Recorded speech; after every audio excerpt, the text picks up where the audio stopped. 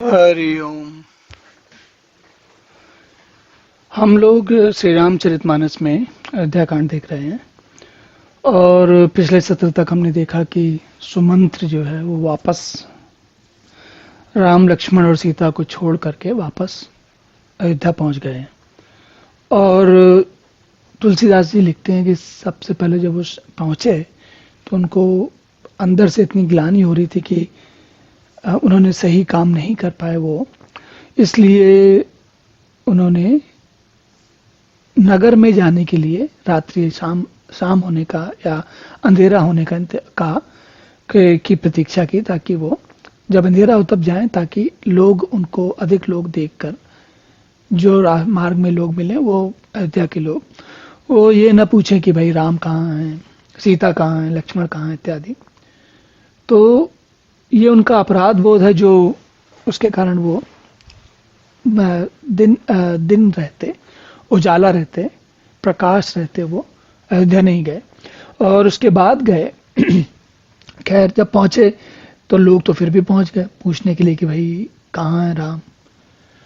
और अंत में जब वे महाराज दशरथ के महल में पहुंचे तो देखते क्या है कि लेथ सोच भरी छिंचुन छाती, जन जरि पंख परेउ संपाती। राम राम कहे राम सनेही, पुनि कहे राम लखन बैदेही। राजा जो हैं वो क्षण क्षण में सोच से विचार उनके मन में इतने अधिक आ रहे हैं कि उनका हृदय भर आता है, छाती भर जाती है। और जन जर पंख परेउ संपाती, तो राजा दशरथ की दशा वैसी ही है जिस प्रकार की संपाति जो देखिए संपाति के बारे में चर्चा यहाँ पर भी आई है। और संपाति के बाद ये गीधराज जो जटायु थे, जिन्होंने जब रावण सीता को लेकर जा रहे हैं हरण करके, सीता का हरण करके, तो जिन गीधराज ने रावण से उनका प्रतिकार किया था, उनको रोकने की कोशिश की थी, उनका नाम था जटायु और संपाति उसके बड़े भाई हैं। और संपाति के बारे में ये बात कही जाती है कि संपाति को अपने बहुत ऊंचे उड़ने का इतना अधिक अभिमान हो गया कि वे सूर्य के बहुत पास चले गए, और सूर्य के बहुत पास चले गए तो उनके पंख जल गए। जल जाने से जमीन पर गिर पड़े। तो अब स्थिति क्या है, इस कथा का संपर्क या संबंध ये है कि संपाति ने कोई गलती की और उसका उनको परिणाम भुगतना पड़ा। उनकी गलती क्या थी कि वो सूर्य के बहुत पास चले गए। इसी प्रकार महाराज दशरथ की गलती, और इसको ठीक से तो गलती भी नहीं कहा जा सकता भाई, उन्होंने कैकेयी को वर दिया था तो इसलिए थोड़ी सी सोच के दिया था कि ये मुझे कभी इसके कारण कोई कष्ट होने वाला है। लेकिन स्थिति जो है, असहाय होने की स्थिति दोनों लोगों की एक जैसी है। संपाति की भी वैसी जैसी है कि भाई पंख है, इतने बड़े गीध कहते हैं बहुत ऊंचा उड़ता है, बहुत देर तक उड़ता है, और उनके पास पंख ही नहीं। तो इसी प्रकार राजा है, शक्तिशाली हैं, उनका अपने जीवन में बहुत सम्मान रहा है, सब लोग उनको जानते थे कि बहुत बड़े प्रतापी राजा थे। लेकिन अब स्थिति ऐसी है कि अपने ही पुत्र को वनवास का आदेश दिया और अब उसके वियोग में कष्ट सह रहे हैं। तो ये कोई मतलब ये ऐसी स्थिति नहीं है कि किसी और ने पकड़ाई हो, उनके स्वयं के जो किए हुए काम थे उसका इनको फल मिल रहा है। और ये वहां पर बैठे बैठे कभी राम, कभी लक्ष्मण, कभी जानकी उनके नाम लेते हैं बार बार। चलिए अब आगे देखते हैं। देख सचिव जय जीव कही, कीने उदंड प्रणाम, सुनत उठे व्याकुल नृपत, कह सुमंत्र कहूँ राम। जब उन्होंने राजा ने देखा कि मंत्री आ गए हैं, वापस आ गए, तो उनको तुरंत बड़ी जोर से आशा जागी कि अब राम और लक्ष्मण और सीता वापस आ गए होंगे, चलो अच्छा हुआ। तो कहते हैं जब राजा मंत्री ने जय जीव कहकर दंडवत प्रणाम किया तो राजा ने उनसे पूछा, सुमंत्र कहो राम कहाँ है। और राजा ने सुमंत्र को हृदय से गला लगा लिया। क्या भूप सुमंत्र लीन और लाई, बूढ़त कछु आधार जन उपाई, सहित स्नेह निकट बैठारी, पूछत राव नयन भरी भारी। तो राजा की स्थिति, राजा ने तुरंत उनको अपने गले लगा लिया, हृदय से लगा लिया, क्योंकि उनको लगा कि अब चलो ये आ गए तो राम लक्ष्मण भी वापस आ गए और सारी समस्याओं का निराकरण हो गया। मंत्री को स्नेह के साथ पास में बैठाकर नेत्रों में जल भरकर, राजा नेत्रों में जल भरकर मतलब ऐसा नहीं कि जल भर के कहीं से ले आए भर दिया, बल्कि उनके मन में भाव इतने अधिक आ रहे हैं कि नेत्रों में जल भर गया। आगे कहते हैं, राम कुशल कहु सखा सने ही, कहूं रघुनाथ लखन वैदे ही, आने फेर की बनहि सिधाए, सुनत सचिव लोचन जल छाए। कहते हैं राम कहो, हे मंत्री, हे सुमंत्र कहो, राम की कुशल कहो कि राम लक्ष्मण जानकी कहाँ है, उनको ले आए वापस, राम लक्ष्मण वैदेही सबको ले आए वापस, ले आए कि आने फेर की बनहि सिधाए, आ गए कि वापस चले गए, वन चले गए आगे। सुनत सचिव लोचन जल छाए। अब सचिव की भी स्थिति ऐसी है जैसी राजा की स्थिति वैसी सचिव की, हम देख चुके हैं सचिव स्वयं बहुत उदास हैं। तो सचिव कहते हैं, सचिव के नेत्रों में भी जल भर आया। शोक विकल्प न पूछ नरेशु, कहे से राम लखन संदेशु, राम रूप गुणशील स्वभाव, सुमिर सुमिर उर सोचत राव। शोक से व्याकुल होकर राजा फिर पूछने लगे, सीता राम लक्ष्मण का कुछ संदेशा तो कहो, कुछ तो बताओ। श्री रामचंद्र जी के रूप गुणशील और स्वभाव को याद करके राजा हृदय में सोच करते हैं। क्या सोच करते हैं? कहते हैं, राह सुनाहि दीन वनवासु, सुनित मन भयउ न हरसु हरासु, जो सुत विचरत गए न प्राणा, को पापी बड़ मोहि समाना। राजा की बात सुनकर वनवास दे दिया। राजा कहते हैं कि मैंने राजा होने के कारण उनको वनवास दे दिया, फिर भी राम के मन में किसी प्रकार का हर्ष विषाद कोई कष्ट नहीं हुआ उनका। सुनि मन भयउ न हरसु हरासु, सो सित विचरत गए न प्राणा। ऐसा इतना समझदार, इतना अच्छा पुत्र मिलने के बाद भी, ऐसा पुत्र जिसको मैंने इतना कठोर दंड दिया और बिना किसी कारण के, उसके मन में फिर भी कोई हर्ष और विषाद नहीं हुआ। इतना भला, इतना अच्छा पुत्र मुझसे बिछुड़ गया, लेकिन फिर भी मेरे मन में मेरे प्राण नहीं गए। मतलब वो कह रहे हैं कि मैं अभी तक मुझे मृत्यु क्यों नहीं प्राप्त हुई। तो कहते हैं, तब मेरे समान बड़ा पापी कौन होगा। सखा राम से लखन जाए, तहां मोहि पहुंचाओ, ना हित चाहत चलन, अब प्राण कहां सतिभाव। कहते हैं, मंत्री से कहते हैं कि हे सखा, जहां कहीं श्री राम जानकी लक्ष्मण है, मुझे वहां पहुंचा दो, नहीं तो मैं अब ये सत्य भाव से कहता हूं कि मेरे प्राण अब चलना ही चाहते हैं, मतलब कि प्राण छोड़ने का समय आ गया। पुनि पुनि पूछत मंत्री राहु, प्रिय सत सुन संदेश सुनाऊ, करई सखा सोई बेग उपाऊ, राम लखन से नयन दिखाऊ। राजा बार बार मंत्री से पूछते हैं, मेरे प्रियतम पुत्रों का संदेशा सुनाओ, हे सखा तुम तुरंत वही उपाय करो जिससे श्री राम करई सखा सोई बेग उपाऊ, राम लखन से नयन दिखाओ, आंखों से, नेत्रों से, नयनों से उनको देख सकूं, ऐसा कोई उपाय करो। सचिव धीर दही कह मृदुबानी, महाराज तुम पंडित ज्ञानी, वीर सुधीर धुरंधर देवा, साधु समाज सदा तुम सेवा। मंत्री कहते हैं कि महाराज आप तो बहुत पंडित और ज्ञानी हैं, आप शूरवीर हैं, उत्तम धैर्यवान पुरुषों में श्रेष्ठ हैं, आपने सदा साधुओं के समाज का सेवन किया है, तो आप ऐसे धैर्य क्यों छोड़ते हैं।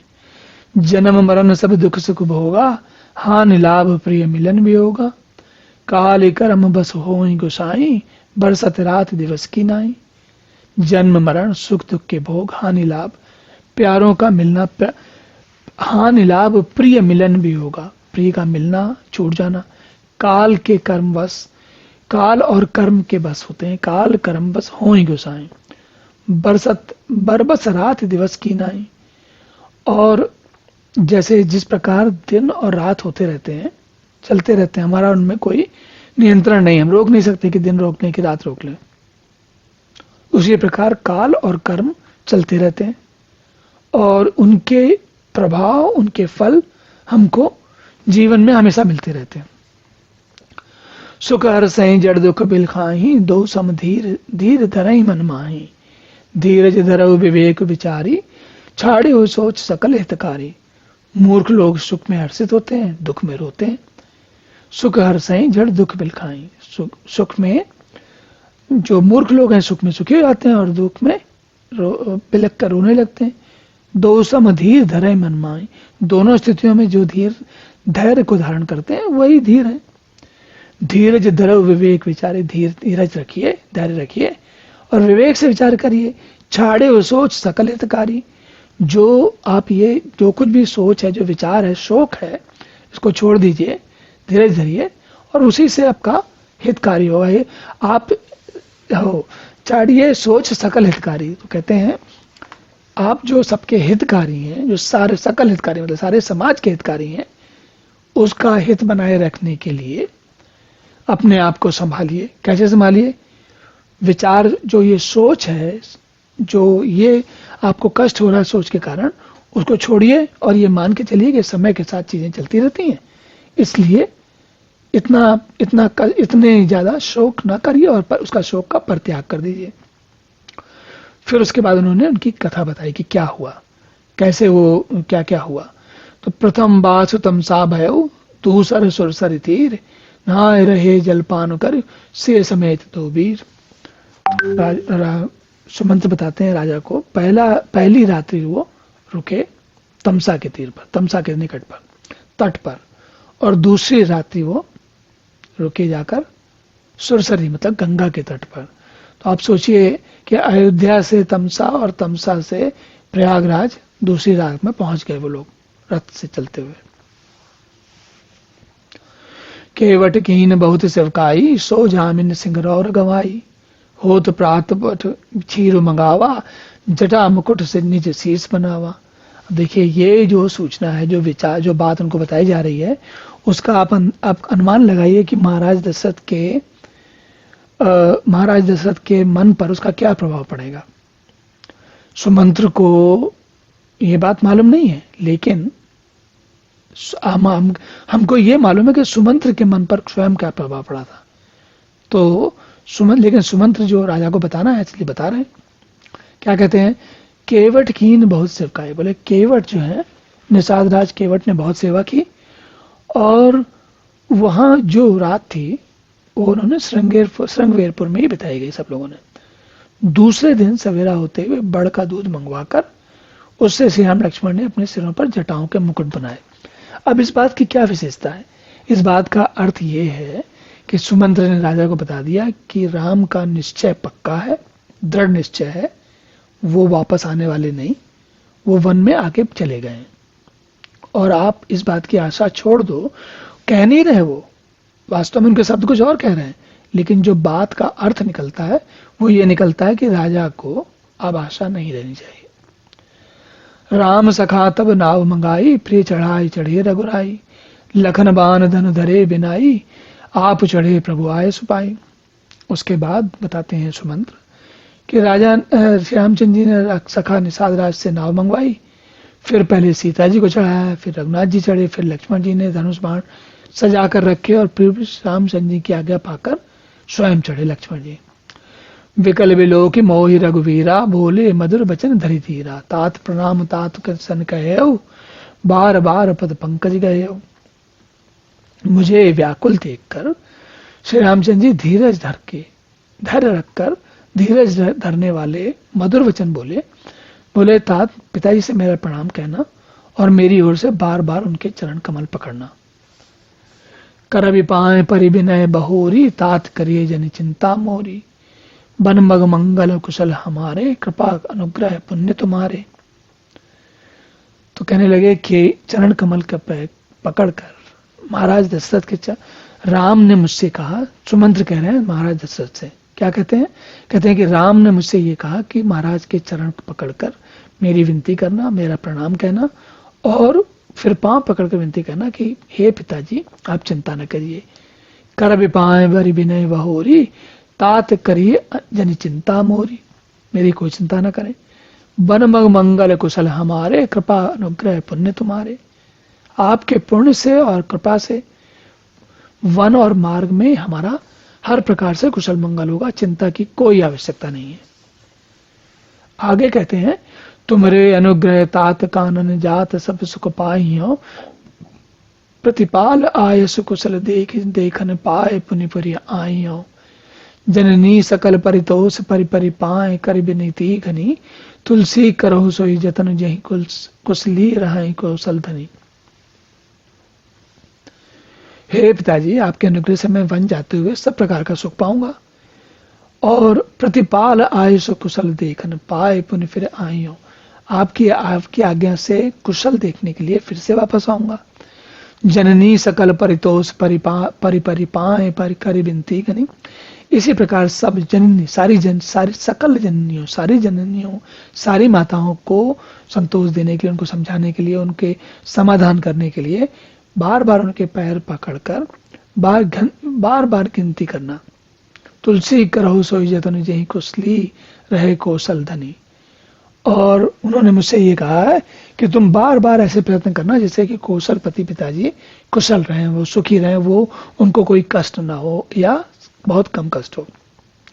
गुरु सन कहब संदेश बार बार पद पदम गई, करब करई सोई उपदेश यही न सोच मोहि अवधपति। इसको फिर से पढ़ते हैं। गुरु सन कहब संदेश बार बार पद पदम गई, करब सोई उपदेश यही न सोच मोहि अवधपति। बार बार चरण कमलों को पकड़कर गुरु वशिष्ठ जी से मेरा संदेशा कहना, और ये कहना कि वे वही उपदेश दें, ऐसा उपदेश है सही, करब सोई उपदेश यही न सोच मोहि अवधपति, जैसे अवधपति को कोई सोच न रहे, उनको शंका न रहे, उनको शोक न रहे। देखिए यहाँ पर हमने वापस देखा यहाँ पर कि सोरठा है, तो सोरठे में जो स्वर की मिलान होती है वो बीच में होती है। गुरु सन कहब संदेशु करब सोई उपदेशु। चौपाई में उल्टी होती है और दोहे में भी उल्टी होती है, किनारे अंत में होती है, लेकिन इसमें जैसे छंद में भी देखिए अंत में होती है, लेकिन सोरठे में बीच में होती है। आगे चलते हैं। पुरजन परिजन सकल निहोरी, तात सुनइयो विनती मोरी, सोई सब भांति मोर हितकारी, जाते रह नर नाहु सुखारी। हे तात, सब प्रवासियों कुटुंबियों से अनुरोध करना, तात सुनइयो विनती मोरी, उन सबको भी मेरी विनती करना। सोई सब भांति मोर हितकारी, वही मनुष्य मेरा, तो सोई सब भांति मोर हितकारी। तो वो राम ने केवल ये नहीं कहा कि सुमंत्र से कहा कि भाई तुम विनती करना, तुम राजा को समझाना, बल्कि ये भी कहा कि जो प्रजा है उसमें सब लोगों से कहना कि वो राजा से मिले और उनको समझाएं कि वो कष्ट ना करें। और राम ऐसा क्यों कह रहे हैं? क्योंकि राम जानते हैं कि पिता को उनसे अत्यधिक स्नेह है और वो स्नेह उनके कष्ट का कारण बनने वाला है। इसलिए राम कह रहे हैं, भगवान राम कह रहे हैं कि भाई उनको मालूम है कि इनको कष्ट होगा, तो कह रहे हैं वही मनुष्य सब प्रकार से मेरा हितकारी है, सोई सब भांति मोर हितकारी, जाते रहे नर नाहु सुखारी, जिसके प्रयासों से राजा सुखी रहे। कहब संदेशु भरत कह आए, नीत न तजियो राजपद पाए, पाले प्रजय कर्म मन बानी, सेयो मातु सकल समझान बानी, सकल समझानी। तो कहते हैं भारत के आने पर उनको मेरा संदेशा कहना, राजा का पद पाने जाने पर नीति न छोड़ दें और कर्म वचन मन से प्रजा का पालन करें, सब माताओं को समान जानकर उनकी सेवा करें। तो भरत को भी के लिए भी संदेश दे दिया। देखिए राम भगवान ने सबको इसलिए संदेश दिया है। और निभायो भायप भाई, करिपितु मात सुजन सेवकाई, तात भांति तहि राखब राहु, सोच मोर यही करे उन काहू। और हे भाई, पिता माता और स्वजनों की सेवा करके भाई पने को, जो मेरे भाई हो उसको अंत तक निभाना। हे तात, राजा को उसी प्रकार से रखना जिससे वे किसी प्रकार से सोच मोर यही करें न हो, मेरे बारे में कोई सोच न करें, कोई ज्यादा उनको याद ना आए बार बार। लखन कहे कछु बचन कठोरा, बजरज राम पुनि मोहि निहोरा, बार बार निज सपथ दिवाई, कहा बिन तात लखन लरिकाई। लक्ष्मण जी ने कुछ कठोर वचन कहे तो राम ने उनको डांट दिया और ये भी कहा कि बार बार सौगंध दिलाई कि भाई जो लक्ष्मण ने कहा है वो लड़कपन की बात पिता को ना कहना। कहे प्रणाम कछु लखन से लिए से वे शिथिल सने थकित वचन लोचन सजल पुलक पल्लवित दे। प्रणाम करके सीता जी भी कुछ कहने वाली नहीं थी, परंतु वो स्नेह उनको, स्नेह मतलब परिवार की, पिता की, सब लोगों की याद आके उनको इतना स्नेह हो गया कि वो उनका जी भराया, वाणी रुक गई, नेत्रों में जल भराया, शरीर रोमांच से व्याप्त हो गया। तो वो कुछ कह नहीं पाई और उनकी वाणी अवरुद्ध हो गई, बोलना नहीं संभव हुआ। हम देखते हैं कई बार ऐसी स्थिति हो जाती है, मन इतना भावुक हो जाता है कि मन से कोई कि आपके आपके आपकी वाणी से कोई शब्द नहीं निकलते। तो ये अवसर रघुबर रघुपाई केवट पारे नाव चलाई, रघुकुल तिलक चले यही भांति देखा उठाड़ कुलिस दर छाती। और ये सीता जी भी उनके मनोभाव ऐसे हो रहे थे, कुछ कह नहीं पा रही थी। तब तक राम ने कहा कि ये बात गड़बड़ हो जाएगी, इसलिए उन्होंने इशारा किया, संकेत किया कि केवट को कि नाव चलाओ। तो केवट ने नाव चला दी तो नाव आगे चली गई और मैं जो है उनको ठगा सा देखता रह गया, खड़े हो गई कि क्या करूं अब। छाती पर वज्र मतलब पत्थर रखकर, मैं आपन किम कहाऊं कलेशु जियत फिर ले राम संदेशु, अस कहे सचिव वचन रही गए हो हानि गलानि सोच बसवाई हो। अब मैं अपने क्लेश को, अपने दुख को कैसे कहूं। श्री राम जी का ये संदेशा लेकर जीता लौटा है, मुझसे ज्यादा अभाग्य दुर्भाग्य वाला अभाग्यशाली कौन है जो वहां जाके वहीं मेरी मृत्यु क्यों नहीं हो गई। तो ये सब कह के मंत्री की वाणी भी रुक गई। अब मंत्री स्वयं इतने ज्यादा उनका मन द्रवित हो गया कि कुछ कह नहीं पा रहे, वे हानि की ग्लानि और सोच के वश में हो गए। अब देखिए, हमने हिंदी की जो फिल्में होती हैं उनमें इस प्रकार का दृश्य देखा है। कभी कभी क्या होता है कि कोई जो घर में वयस्क लोग, बुजुर्ग लोग होते हैं, वृद्ध लोग होते हैं, उनको कोई ऐसा समाचार सुनने को मिलता है तो क्या होता है, हृदय गति रुक जाती है। देखिए, लगता है महाराज दशरथ के साथ कुछ ऐसा ही होने वाला है। कहते हैं, सूत बचन सुनतहि नर नाहु परे उधर दारुण दाहु, तलफत विषम मोह मन मापा माजा मन मीन कहूं व्यापा। सुमंत्र के वचन सुनकर राजा पृथ्वी पर गिर पड़े, उनके हृदय में भयानक जलन होने लगी, वे तड़पने लगे, उनका मन भीषण मोह से व्याकुल हो गया और ऐसा लगा कि मछली को जल मिलना बंद हो गया हो या पहली वर्षा का जल लग गया हो। उस ऐसा कुछ कहते हैं कि पहली वर्षा का जल मछली को बहुत कष्ट करता है। कर विलाप सब रोहि रानी महा विपत्ति के मिजाय बखानी, सुन विलाप दुख हो दुख लागा धीरज हो कर धीरज भागा। अब राजा की ये दशा देखकर संभवतः वो अपना राजा जिस प्रकार तड़प रहे हैं उसको देखकर सारी रानियां विलाप करने लगी। अब इस महान विपत्ति का वर्णन कैसे किया जाए। दिख रहा है कि विपत्ति आ गई है, कोई कुछ रोक नहीं सकता।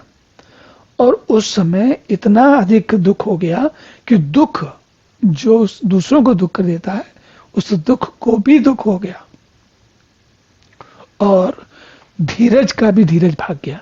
उसका अर्थ क्या हुआ? उसका अर्थ ये हुआ कि धैर्य का भी धैर्य, मतलब जो सबको धैर्य देता है उसका भी धैर्य चला गया। क्यों? स्थिति बहुत विकट हो गई, बहुत अधिक भावुक हो गई है। भयउ कोलाहल अवध अति सुनिर पंडाउर सोर, विपुल बेहग बन परउ निस मानो कुलिस कठोर। राजा के रनवास में रोने का शोर सुनकर अयोध्या में बड़ा भारी कोहराम मच गया, मानो पक्षियों के विशाल वन में रात के समय कठोर वज गिरा हो। तो क्या होता है, बहुत सारे पक्षी एकदम वो कष्ट की जो ध्वनि होती है, आवाज होती है, वो करने लगते हैं। प्राण कंठगत भयो भयालु मन बहीन जनु भयाकुल ब्यालु, इंद्री सकल विकल भई भारी जनु सर सर से बनु बिन भारी। राजा के प्राण कंठ में आ गए, मानो कि मणि के बिना सांप व्याकुल हो गया हो। सारी इंद्रियां विकल हो गईं और मानो बिना जल के तालाब में कमलों का वन मुरझा गया हो, तड़पने लग गए। वन कमल जो होते हैं उनमें अगर जल ना रहे तो क्या होगा, मुरझा जाएंगे। कौशल्या नृपदीक मालाना रविकुल रवि अथाऊ जीव जाना, उर धरि धीर राम महतारी, बोली वचन समय अनुसारी। कौशल्या, तो कौशल्या जो सारी रानियों में कौशल्या सबसे समझदार है, बड़ी भी है समझदार भी है। वो जान राजा को बहुत हृदय में दुखी देखकर जान गई कि अब सूर्य कुल का सूर्य अस्त हो गया, राजा जाते हैं। तब श्री रामचंद्र जी की माता कौशल्या हृदय में धीरे धरकर समय के अनुकूल वचन कहती हैं। क्या कहती हैं? ना तो समझो मन करियो विचारू, राम अभियोग पयोधिया पारू। करण धार तुम अवध जहाजू, चढ़ो सकल प्रिय पथिक समाजू। हे नाथ, आप ये मन में विचार करिए कि श्री रामचंद्र जी का वियोग जो है वो अपार समुद्र है, मतलब वियोग बहुत कठिन है, और अयोध्या जहाज है, तो मतलब उस वियोग का समय काटने के लिए अयोध्या के लोगों का जो के संभालने वाले हैं, अयोध्या नामक जहाज के आप कर्णधार हैं। सब प्रियजन कुटुंबियों की जो हम सब लोग हैं, ये सब यात्री हैं और जो इस जहाज पर चढ़े हुए हैं। तो ये उपमा दी गई है। उपमा क्या दी गई है कि कल्पना कीजिए कि कोई एक जहाज है, बहुत बड़ा जहाज है, एक बहुत बड़ा समुद्र है। उस समुद्र को अगर पार करना है आपको तो कैसे जाएंगे? ये कोई जहाज लेना पड़ेगा, बड़ा जहाज लेना पड़ेगा। उस जहाज में सारे लोग चढ़ें और उस जहाज के वो समुद्र को पार कर पाएगा, वो किस बात पर निर्भर करेगा? तो उस जहाज का जो मुखिया होगा उसी की कुशलता पर निर्भर करेगा। अगर मुखिया नहीं होगा तो जहाज कितना भी बड़ा क्यों ना हो, समुद्र तो बहुत बड़ा है, समुद्र में जहाज खो जाएगा। तो वही ये बता रहे हैं, तुलसी ये बता रहे हैं कि माता कौशल्या कहती हैं कि भाई आप जो है, आपके कारण ये सारा जहाज चल रहा है, अगर आप अपना धीरज छोड़ दोगे तो कैसे काम चलेगा? धीरज धरे तब पायो पारो, नाहि तब बूढ़े सब परिवारो। जौ जे धरे विनय पे मोरी, राम लखन सिंह मिलई बहोरी। तो धीरज धर के यदि आप धीरज रखेंगे, आप अपना ध्यान रखेंगे, तो इस बाकी सारे जहाज के सारे लोगों को सही दिशा दे पाएंगे और तब जहाज के लोग पार हो पाएंगे। अगर आप ही नहीं ध्यान रखेंगे तो इस जहाज की क्या गति होने वाली? और अगर ये करें हम लोग, इस प्रकार से काम चलाएं, आप अयोध्या का ध्यान रखें, हम सब लोगों का ध्यान रखें, तो राम के आने तक हम उनकी प्रतीक्षा कर लेंगे और जब आएंगे तो सब लोग मिल लेंगे।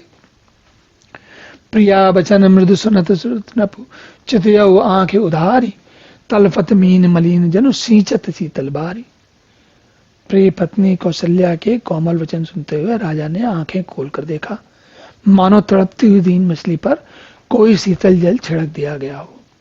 तो अब सोचिए, कहते हैं ना कि हृदय गति, जब पक्षाघात होता है, हृदय गति रुकती है, तो एक बार में लगभग 30% हृदय की कार्य करने की क्षमता रुक जाती है, दूसरी बार में 60% और तीसरी बार में व्यक्ति की मृत्यु होती है।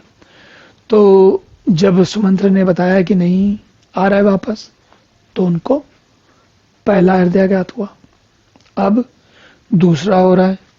धरि धीरज उठ बैठ भयालु, कह सुमंत्र कह राम कृपालु। कहाँ लखन कहूँ राम स्नेहु, कह प्रिय पुत्र बधु वैदेही। अब राजा को तो हृदय गति राजा की तो रुक रही है, एक बार रुक चुकी है, फिर किस तरीके से जान आई, तो फिर से पूछते हैं राम कहाँ है, लक्ष्मण कहाँ है, वैदेही कहाँ है, सब लोग कहाँ हैं? और 2 बार हो चुका अब तक। बिलपत राव बिकल बहुमाती, भय जुग सरस सिराती न राती। तापस अंध साप सुधियाई, कौशल्या सब कथा सुनाई। अब वो राजा बहुत प्रकार से विलाप कर रहे हैं और रात बहुत बड़ी हो गई। राजा को अंधे स्वप्न तपस्वी श्रवण कुमार के श्राप की याद आ गई। क्या याद आ गई? एक कथा ये थी, उन्होंने सब कथा कौशल्या को सुना दी। क्या सुना दी? वो कथा क्या है, थोड़ी सी कथा जान लेते हैं।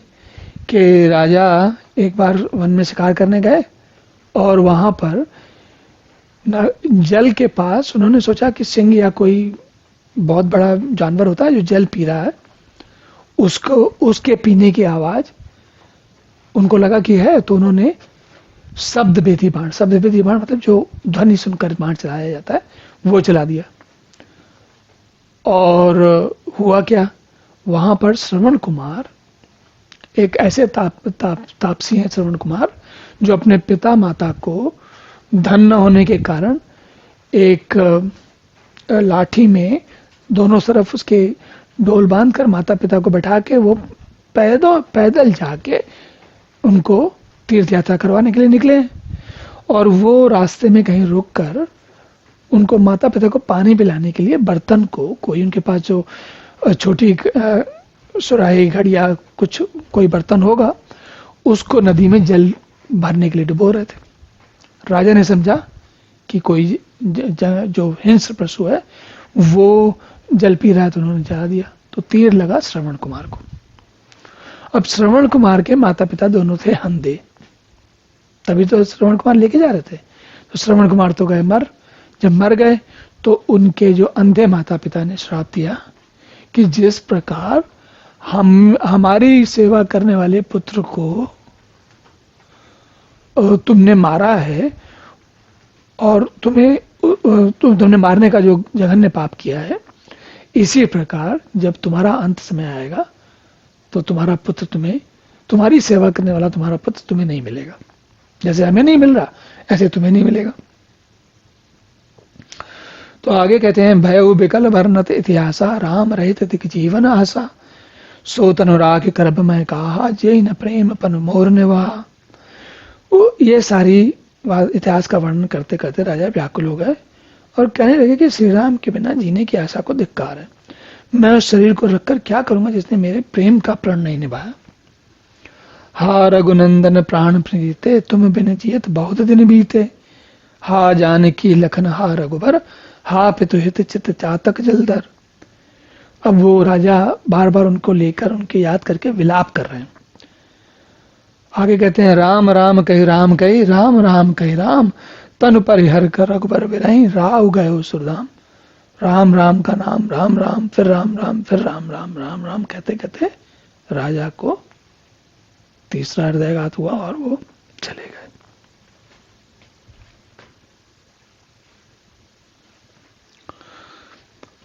आगे कहते हैं, जियन मरण फल दशरथ पावा, अंड अनेक अमल जस शावा। जियत राम विधुन बदन निहारा, राम बिरह करी मरण सवारा। जीने मरने का फल तो दशरथ जी ने पाया ही, और श्री रामचंद्र जी के चंद्रमा के समान मुख देखा, श्री राम के विरह को निमित्त बनाया और अपना जो उनका परलोक है वो सुधार लिया। शोक विकल सब रोवहि रानी, रूपशील बलु तेज बखानी।